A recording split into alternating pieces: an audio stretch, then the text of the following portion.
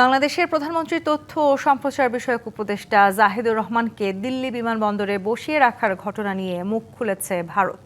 দিল্লির দাবি, প্রয়োজনীয় যাচাই বাছাই শেষে তাকে প্রবেশের অনুমতি দেওয়া হয়েছিল।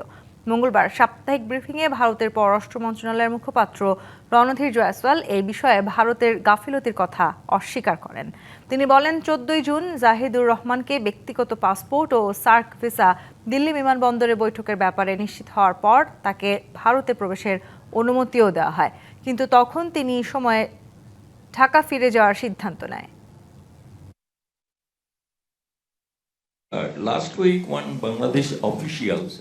বাংলাদেশের প্রধানমন্ত্রীর উপদেষ্টা গত 14 তারিখ ব্যক্তিগত পাসপোর্ট ও সার্ক ভিসা নিয়ে এখানে এসেছিলেন। তিনি মূলত IOR এর শীর্ষ কর্মকর্তাদের বৈঠকে যোগ দিতে আসেন।